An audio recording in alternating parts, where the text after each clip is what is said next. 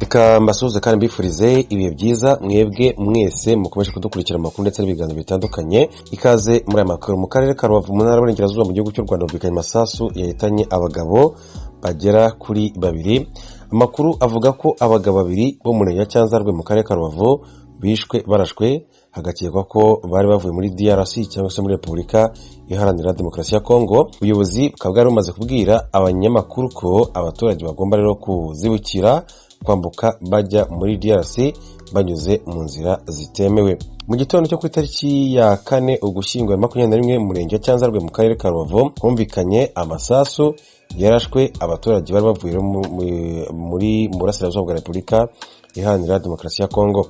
Amakuru avuga ko abaturage mu gitondo bakoze igisa n'imyigaragambyo basaba imirambo y'abarashwe. Ikinyamakuru cyandikira mu Rwanda Umuseke wamenye ko abarashwe ari Hakizimana Jackson imyaka 33, Byiringiro Twizerimana imyaka 23, bahise bapfa. Uwafashwe n'uwitwa Manishimwe Ibrahim. Aba baturage bose nabo mu mudugudu wa Bisizi, akagari ka Busigari, umurenge wa Cyanzarwe. Ubuyobozi bukavuga ko bari bafite magendu y'imyenda, inkweto n'isukari yo mu mandazi nk'uko bakomeje kugenda babigarukaho. Mu masaha nyuma ya saa sita ubuyobozi bwari buvuye kuganira n'abaturage.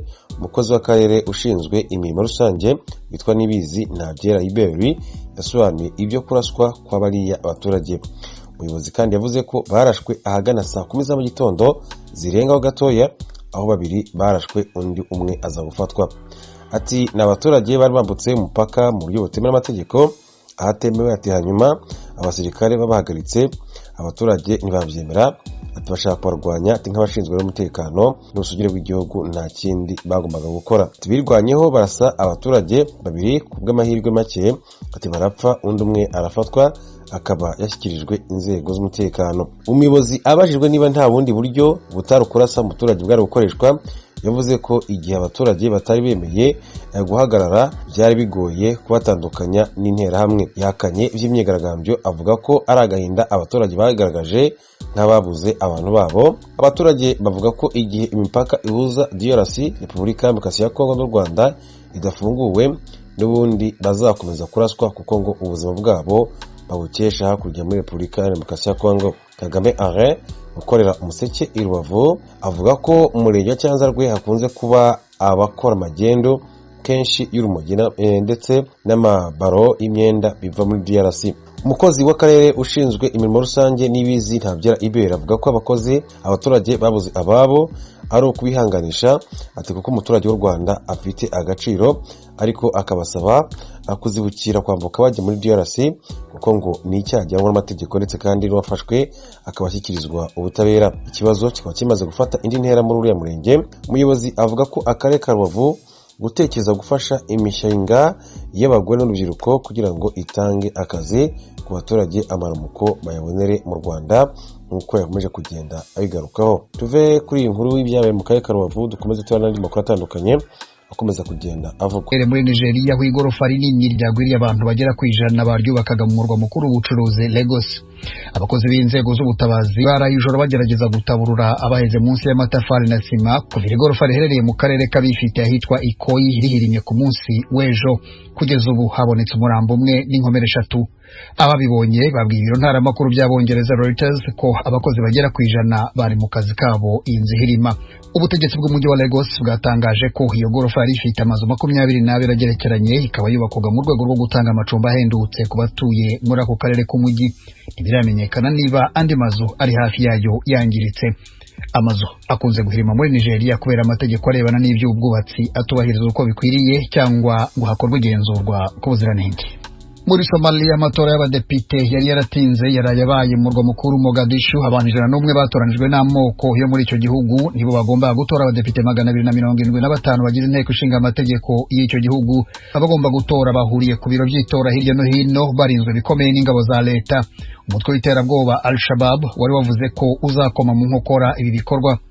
Abagize imitwe yombi y'inteko ishinga amategeko uko ari 329 harimo abasenateri batowe mu kwezi gushize nibo bazatora umukuru w'igihugu mbere y'uko uyu mwaka urangira. Manda ya Perezida Mohamed Abdullahi Mohamed yarangiye mu kwezi kwa kabiri umwaka, ariko itegeko nshinga rimwemerera kuguma ku butegetsi kugeza igihe abagize inteko ishinga amategeko batoreye umusimbura. Minisitiri w'intebe wa Israeli Naftali Bennett yumvikanye na Perezida Emmanuel Macron mu Bufaransa ko ikibazo cy'ubuhanga bwa Pegasus bwakoreshejwe mu kuneka abantu harimo na Macron ubwe kizasuzumwa mu ibanga nk'uko byemejwe n'umwe mu bategetsi bo muri Israeli. Israeli imaze igihe ikora iperereza rigamije kureba niba ubuhanga bwakozwe n'ikigo NSO bugenewe gukoreshwa mu buryo bwemewe n'amategeko n'inzego z'iperereza bwaba bwarakoreshejwe mu buryo butari bwo hirya no hino ku isi. Mu kwezi kwa karindwi ibigo by'itangazamakuru mu bihugu bitandukanye byatangaje ko ikoranabuhanga rya Pegasus ryakoreshejwe mu kuneka abanyamakuru babyo binyuze mu mitego yoherezwa muri telefone zabo. Ikinyamakuru Le Monde cyandikirwa mu Bufaransa cyatangaje ko telefoni ya Macron yari ku rutonde rw'izakurikiranirwaga hafi n'igihugu cya Maroc, ariko icyo gihugu cyavuze ko kidafite iryo koranabuhanga. Perezida Joe Biden wa Amerika ejo kuwa mbere yabonanye na Perezida Joko Widodo wa Indonesia mu gihe bombi bitabiriye inama ku mihindagurikire y'ibihe i Glasgow muri Ekose. Mu byo baganiriye harimo ibyerekeye ikiza cya COVID-19, imihindagurikire y'ibihe, uburenganzira bw'ibihugu ku mazi y'inyanja biherereyemo na kudeta yo muri Myanmar. Ni ubwa mbere abakuru b'ibihugu byombi bahuye imbona nkubone kuva Perezida Joe Biden yatangira imirimo ye nka Perezida wa Amerika. Perezida wa Indonesia yashimiye Biden inkingo za COVID-19 zigenewe abantu miliyoni 13,400,000 Amerika yahaye igihugu cya Indonesia binyuze muri gahunda yo gusaranganya inkingo ya COVAX. Ibiganiro bagiranye biri muri gahunda y'ububanyi n'amahanga ya Perezida Biden agamije kunoza mu mubano n'iki gihugu kinini cyo mu majyepfo hashyira uburasirazuba bwa Aziya, aho ingufu z'Ubushinwa mu rwego rwa gisirikare n'urw'ubukungu zikomeje kugenda ziyongera. Abategetsi ba Leta Zunze Ubumwe za Amerika bemeje ko hari umutwe mushya urwanya ubutegetsi muri Afghanistan wiyandikishije muri Minisiteri y'Ubutabera ya Amerika kuzajya ukora ubuvugizi. Ayo makuru yahise yemeza ibiherutse gutangazwa n'umutwe witwa National Resistance Front urwanya ubutegetsi bw'abatalibani, wemeza ko wahawe uruhusa rwo gukorera ku mugaragaro muri Amerika. Ali Maisam Nazari ushinzwe ububanyi n'amahanga muri uyu mutwe urwanya ubutegetsi bw'abatalibani yabitangarije ku rubuga rwa Twitter kuwa gatanu ushize, avuga ko uyu mutwe ugiye gukwiza ibikorwa byawo ku isi hose.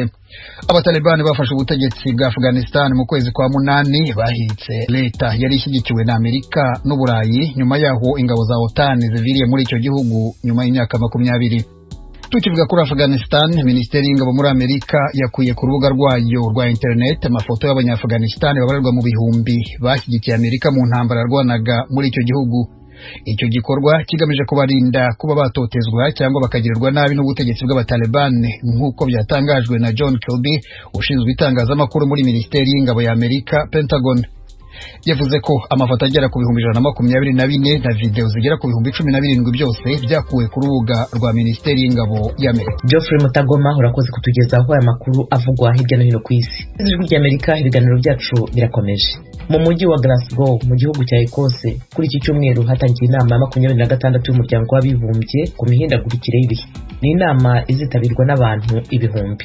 Ni ibiki bizayigirwamo? Muri COP26 ya Glasgow wenda hashobora kuvaho icyizere, dushobora kugira icyizere yuko bazongera bagasubukura abo bagenda